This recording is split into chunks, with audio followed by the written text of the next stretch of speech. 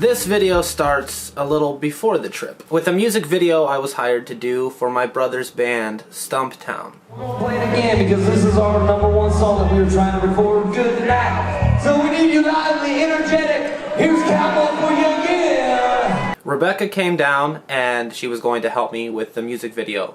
She was going to do the B-roll shots. If you don't know what B-roll is, basically it is the shots that aren't the A shots. Like, not the shots of the singer doing the vocal performance. She wasn't going to do the shots of the band. She was going to do stuff like get crowd reactions, get dancing, get people being crazy in the audience, so I could focus instead on the band.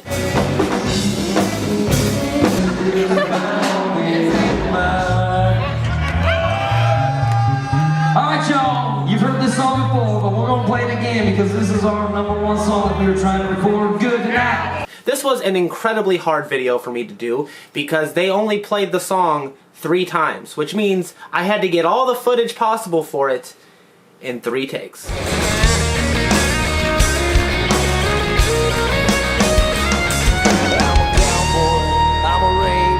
Luckily though, between us both, we were able to put together a pretty good product. I'm actually quite proud of the end result.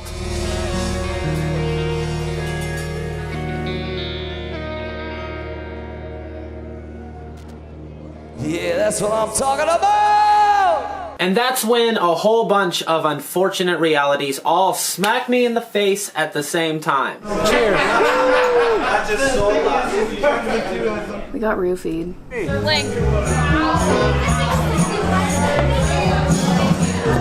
My phone broke. My car broke. And then I got sick. I'm serious. Are you sick? And I'm not talking like a little cough due to cold kind of sickness. I'm talking when I'm in bed and under the blankets, I'm sweating to death. When the blankets aren't on me, I'm shivering to death. It hurts to walk. It hurts to be alive. Painful, awful, terrible sickness. Wait, what? I found money. Did you take it to the police station? What? Did you turn it in? There wasn't a wallet. I couldn't turn it in. This lasted so long. Like, I felt like I was sick for 2 weeks. I don't know how long it actually was, but every night was a fever dream, and this whole part of my life feels kind of surreal. Like I almost didn't experience it at all. I was that sick.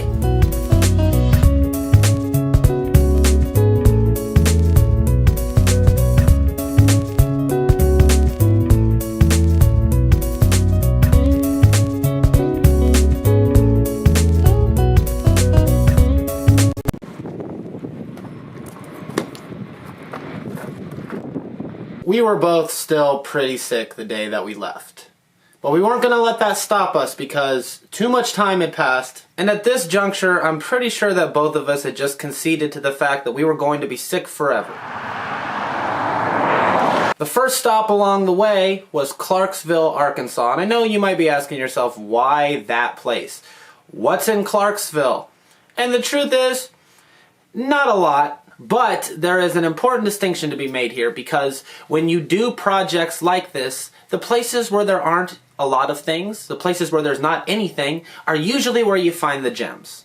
It took us about 8 hours to get from Iowa to Arkansas. And my headlights are awful. We were in the mountains and it's raining and it's foggy, but we finally get there. Cue the first adventure.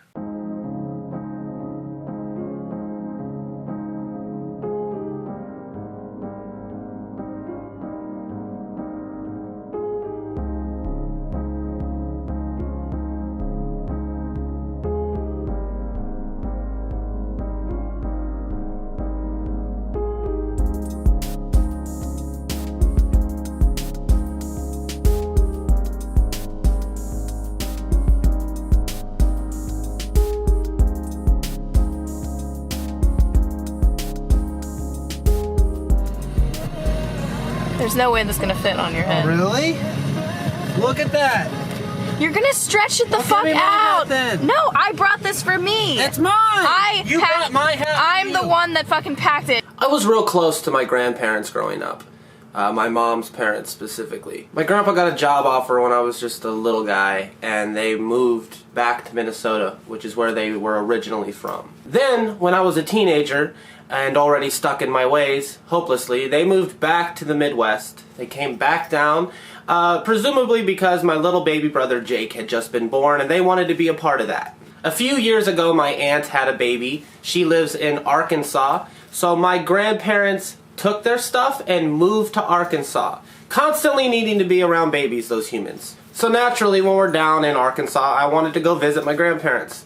Super awesome people. My grandpa specifically said he knew of a few places, so Rebecca and I got into his car and we drove around. And it was pretty cool because as much as I love my grandfather, and I do love him to death, we haven't really got a chance to hang out all that much. We're kind of different, but kind of the same. He's one of those old school, you know, roll up your sleeves and bust your ass type of people.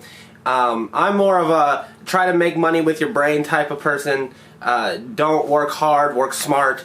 And that's kind of clashed historically over the years, but I think he's gotten to a point in his existence where he's just like, well, he is who he is, and I think deep down he kind of likes what I do. So we all drove around and we found the Hunter's Lodge. Seriously, it was nestled in the middle of the woods, looked like it hadn't been touched in 30 plus years, and the door was wide open.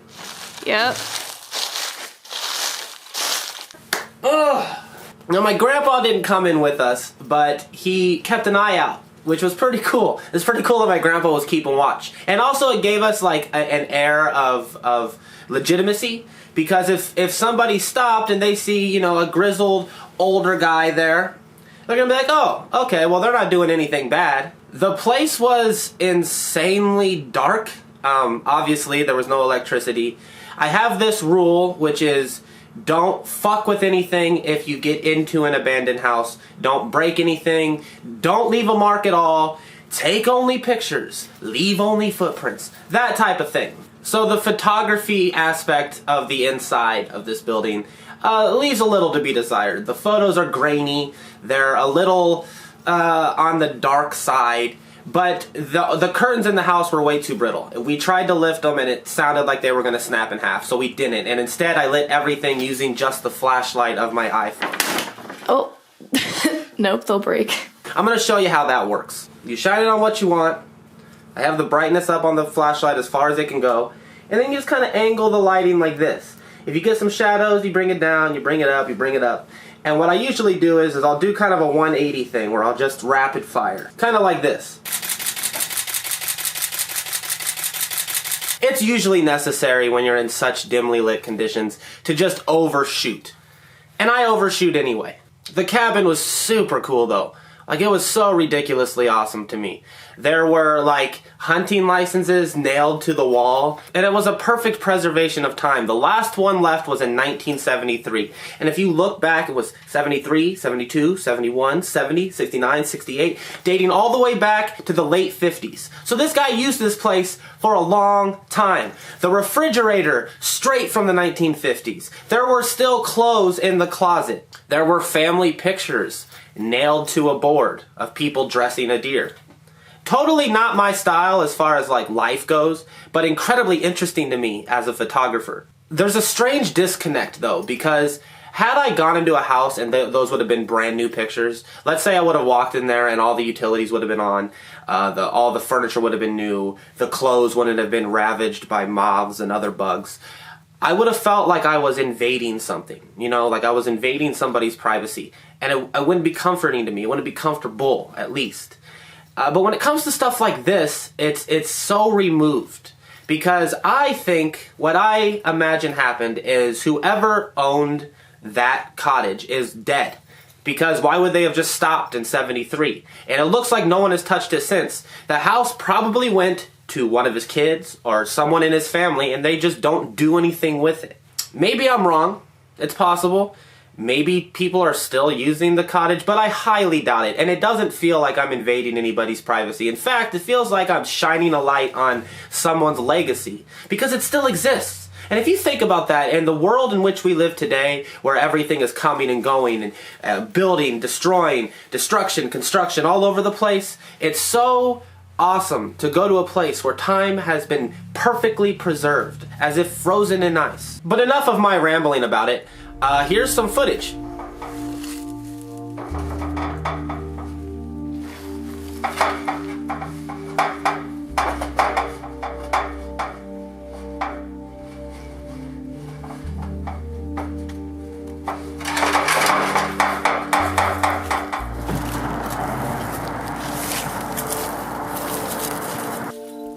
Really? Wait, change my ISO so I can film in here. Wait, does this light work? Oh wait, there's no light on. Ooh, there's a kitchen. They have like an old fridge. Whew! It's cold. Okay.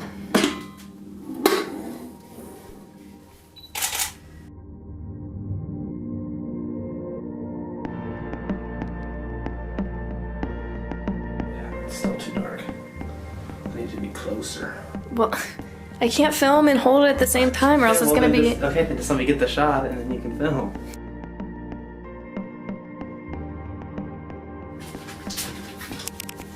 Oh, I bet these are the people that live here. Hmm.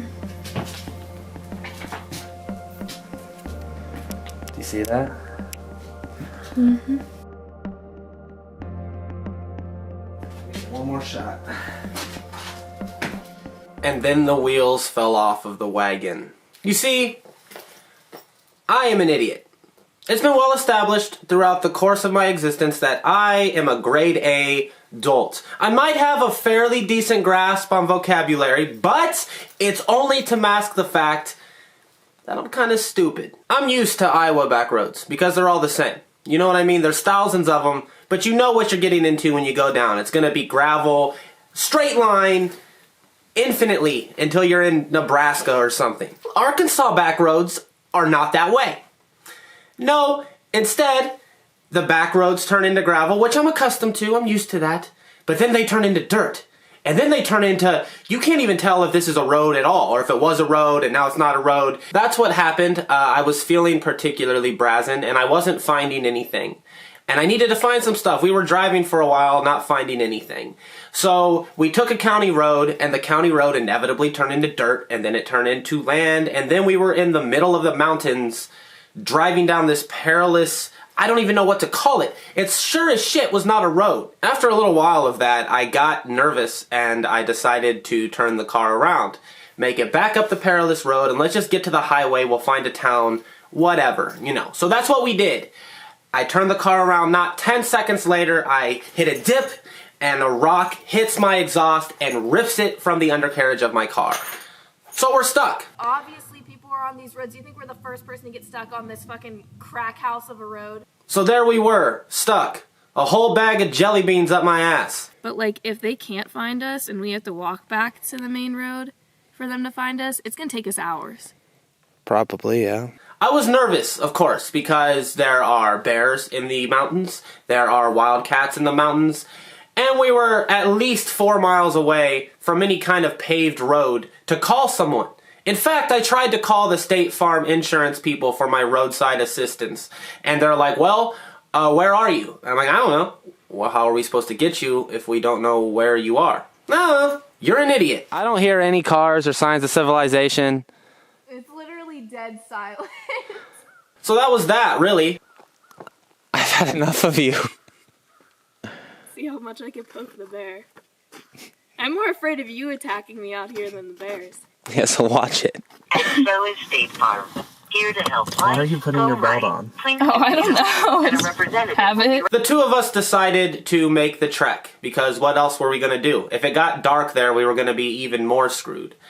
I was full of stress because it was cold. I thought the trip was already over. I didn't know if it was just the exhaust that was ripped off or if it messed up my entire fuel line. I didn't know what to think. We found an address, so that's something. Eventually, we did find a street. And later on that evening, we were able to go and create a system of pulleys and ropes to suspend the exhaust on the hood and the roof of my car. And we just drove it off.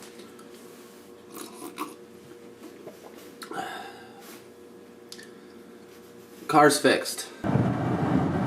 It didn't cost me anything. The next day, we found a mechanic and I took it to him and he rolled me into his shop. He burned the connector piece right off of my car and welded it shut. And this is where Southern hospitality is a real thing. The guy refused to accept payment from me. Just refused to.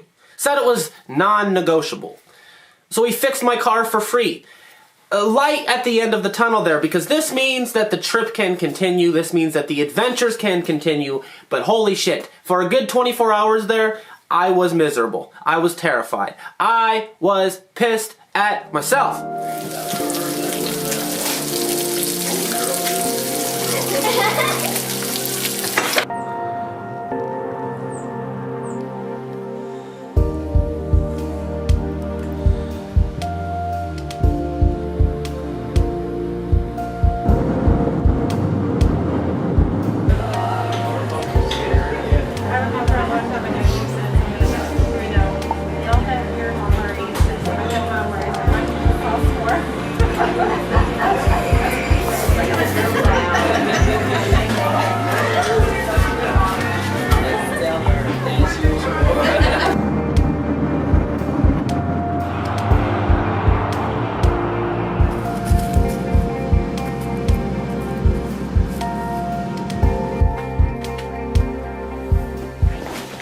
Be super careful. No.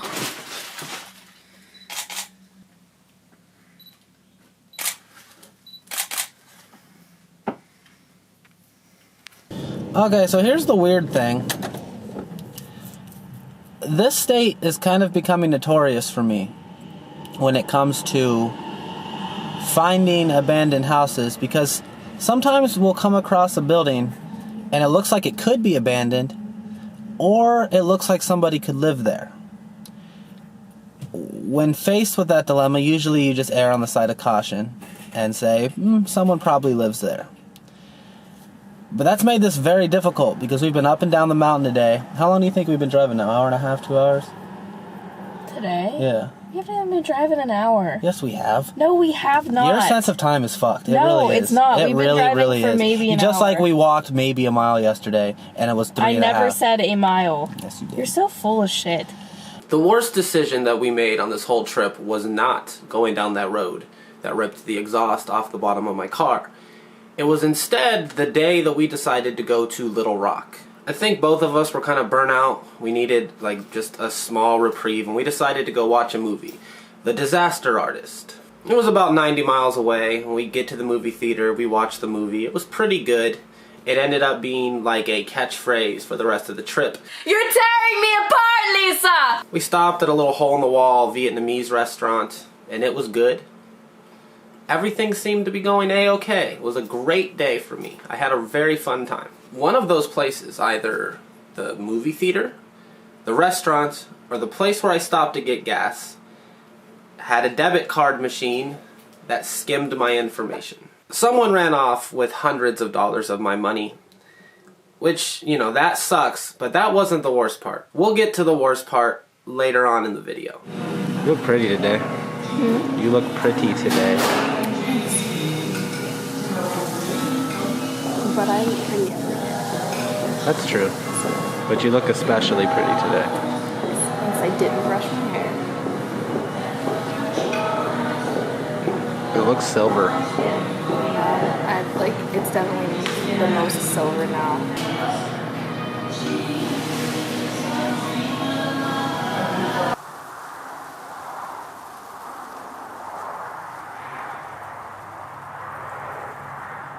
It's cold out here.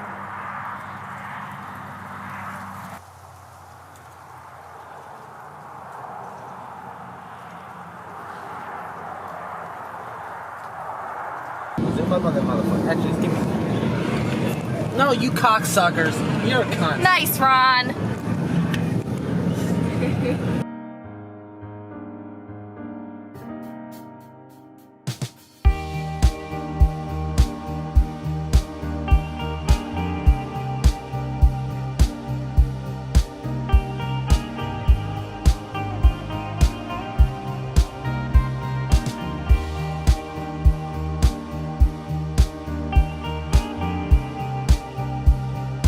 So somebody in my YouTube comment section tipped me off to this abandoned amusement park called Dogpatch USA.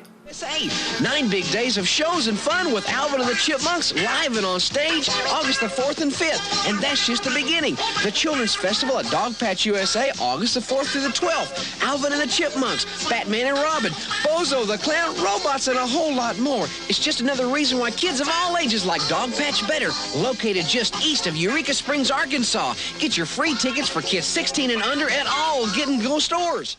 So the two of us made our way to Marble Falls, Arkansas. It took us a little while to find it, but eventually we did. It was just nestled on the side of the road. There were no gates or anything preventing you from accessing it, so we just walked right on through.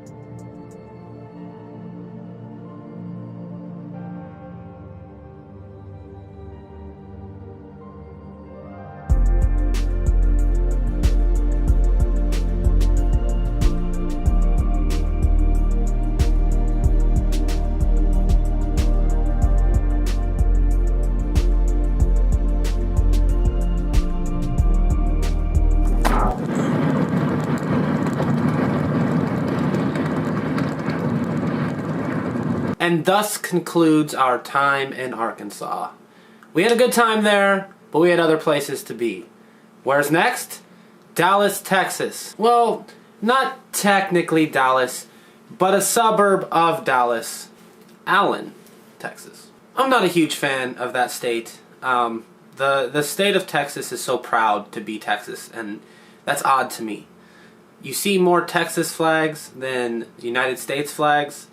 And even then, it's still weird. Like, the state pride is something I could never get around. But I wanted to go check it out. My aunt lived down there. I could meet up with her, hang out with my family a little bit, and see what was around. What I wasn't expecting, though, was the urban sprawl, which is just absolutely bonkers.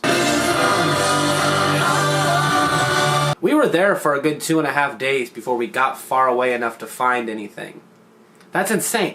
Did you get all the shit on the background on those pictures when you were taking it like the? Oh, I haven't taken any. Oh, okay. I thought you already I'll keep a tight crop. There we go.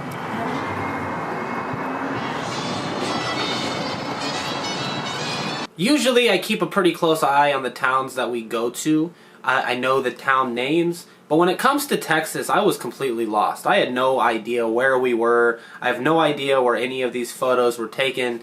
We just drove around and around and around until we saw stuff. Which was weird because the part of the world that we were in, it was either ranch and farmland or like multi-million-dollar homes. There wasn't a whole lot of abandoned anything. It was all fairly brand new. I was starting to get a little tired. All the driving, all the looking, it was starting to get to me on an odd level. And I discussed this in a previous video.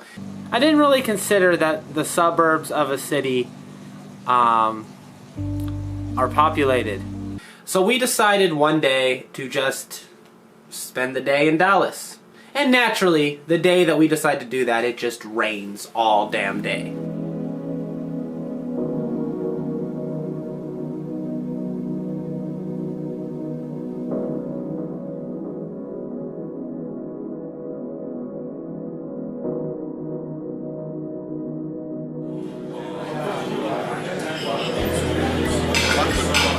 You're pretty.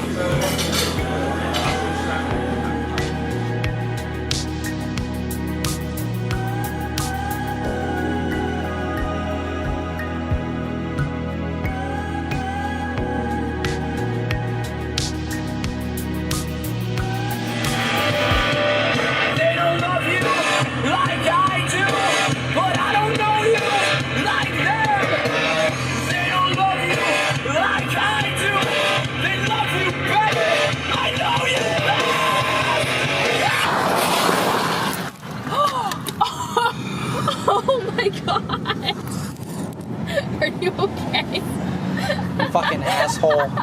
He did that on purpose. Which car fucking was it? What do you mean he did it on purpose? He hit a puddle on there fucking was a purpose. giant pothole of water. You didn't have a choice.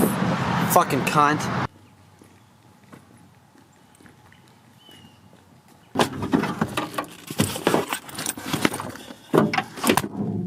Adios, Texas. Hello, New Orleans. New Orleans is my favorite city in the entire world. I love it to death. I love the food. I love the architecture. I love the history. I love how seedy and grimy and humid it is. It felt nice to go back. I used to live there once upon a time, way back in the day, way back in 2011-ish. I didn't really give credit to how much I missed it until I went back there. The air of New Orleans has a very distinct taste. The only other part of the world that I've been to thus far that had its own unique flavor was the Pittsburgh area. Pittsburgh smells and tastes like black licorice. I don't know what it is about the air there, but it smells that way. New Orleans is a different beast altogether because I don't even know what to compare the smell and the taste to. But it's very unique. It's very thick, it's very flavorful, but I don't know what to compare it to. I can't think of anything close. We pulled in and checked into our hotel, and it was immediately, let's go out. Let's go to fucking Bourbon Street, because we're here. That's what you do when you're in New Orleans. You get yourself into some trouble. I didn't bring my camera with me because I knew that the plan was to go to the strip club, and I didn't want to be that guy that had a camera around his neck when he went into a strip club. But god damn it, do I wish I would have brought it, because it was so much fun. That was the best night I have ever had in that city, by far. We hit up strip clubs, we had Cajun food, we saw people get into arguments and fights, and we laughed at people as they walked by, and people laughed at us. It was a great fucking time, and I didn't capture any of it. If I was smart, I would have just Snapchatted the whole thing, but I didn't even do that. But just like every other time when something amazing happens, when you have a triumphant experience that seems to define you as a person, the next day you have to wake up to some bad news. It's just part of the world. It's just how it works 100% of the time, irrefutably. Remember earlier when I mentioned that we would talk about the people that stole my money and how that wasn't even the worst part of it? Buckle your seatbelts. When we checked into the hotel in New Orleans, they wouldn't let me pay for all of it up front. Their policy, for whatever reason, I didn't ask, but their policy was that you pay for the first night on your first day. You pay for the second and third nights upon checkout. So I said, okay, that's fine by me. That was a mistake. Because those people had ripped my card off in Arkansas, even though I told the bank that I banked with at the time, I no longer bank with them as of this video, I told them exactly where I was going to be. I told them exactly where I was going to go, and they froze my account anyway. Which really put us in a pickle, because now we're in New Orleans with $0. So I woke up having to deal with that. I called my bank. They were closed. I called the 24-hour support line, and they too were closed because it was the holiday season. They would be open again January 2nd. Sorry for the inconvenience. Sorry for the inconvenience? I'm in goddamn New Orleans. There wasn't too much that we could do at this point. So we just decided to say, fuck it. Let's go out and have a good time, despite the fact that we don't have any money. We went to the liquor store. Rebecca bought a couple bottles of booze, and we went and tried to have a good time. But the second night, for whatever reason, was not as fun as the first. We did all the same things, but it wasn't nearly as fun. But forget the night, because the daytime, that's where the magic happened. I had a terrific time, and I filmed the whole thing.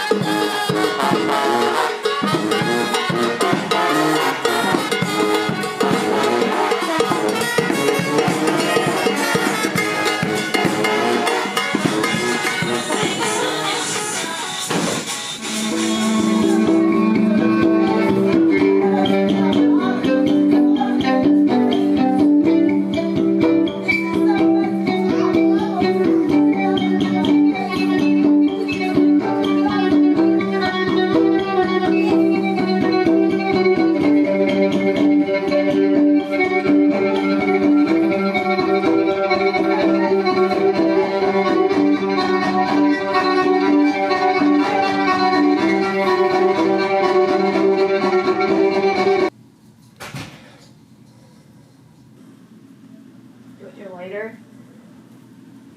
Lighter, barely know her. Now it was time to go home. Okay. See you later, New Orleans. See you later, trip. It's been fun. With a heavy heart, I kissed the city goodbye. Said, I hope I see you again soon. Hopefully it doesn't take me 7 years to see you again. Luckily, my father Western Unioned me enough gas money to get back to Pittsburgh and then back home. Otherwise, I would have been totally fucking screwed, and the wheels just fall off. Again. We drove to Kentucky, where Rebecca's sister lived. She has 2 adorable little cats. Completely harmless creatures. They just live their lives, pounce on each other, play fight, stuff like that. I happen to be terribly, awfully, deathly allergic to these things, and I slept on a pillow that they also sleep on sometimes. Didn't know I was doing that, but I did, and when I woke up, my eyes were glued shut, and I could not catch my breath. My eyes looked like this when I finally pried them open. I ended up sleeping in the car that night, and the next day we drove from Kentucky to Pittsburgh so I could drop Rebecca off. And I stayed a few days with her there. Her mom also has cats, so by the time I left, my whole face was just on fucking fire. And then I had to drive the 11 and a half hours home. It's usually a 10-hour drive, but it became 11 and a half when I hit a blizzard in Indianapolis. Thank you, detour! And there is nothing more stressful than having the exact amount you need to get home and seeing that you have a detour. When I got home, my gas tank said I had 21 miles to eat. And, just to make things a little bit crazier for you, my car dies anywhere between 50 and 0. So, the fact that I made it home is a minor miracle in and of itself. I want to thank everybody from the bottom of my heart for giving me this opportunity. I hope it was worth it to you. I hope that you had a good time watching the videos and seeing what we did. I'd like to do it again. I think I could do it better now that I've experienced it once and I know what to do and, more importantly, what not to do. If I did it again, I would probably take half of the funds out of a bank, keep it with me, and keep the other half in the bank. That way, worst comes to worst, I'm not fucked like I was this time. Having my bank account frozen ended up cutting the trip significantly shorter than I wanted it to be. And it was with a heavy heart when I dropped Rebecca off because, we had developed a closeness and it was sad to say goodbye to that. Every time we've ever hung out, there's always an expiration date on it, and as the days creep on, it gets a little heavier and heavier and heavier, and this time was no exception. I left with an incredibly heavy heart, and it was probably the saddest drive I've ever made. Still, I was thankful for the opportunity to experience it. We drove through the Ozarks, we were down in Dallas, and over to New Orleans, and up to Kentucky, and up to Pittsburgh, and back here. All in all, about 6,000 miles were put on my car's engine, which is incredible. So again, I really want to say thank you to everybody.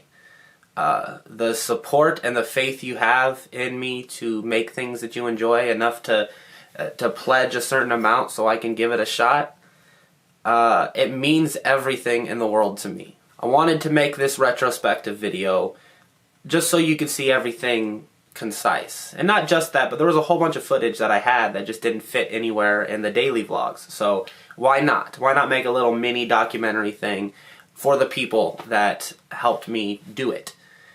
If I did it again, where would I go? Where should I go? The world is huge. This country is huge. It's massive. You don't really appreciate the magnitude of it until you drive 6,000 miles altogether and you've only taken out like a cookie-sized chunk of it. I'm kind of in that flux stage of life again. I don't know what's next for me. I don't know what the next big project is going to be. I just know I gotta have one, because if I don't, I go insane. It's been a weird couple months.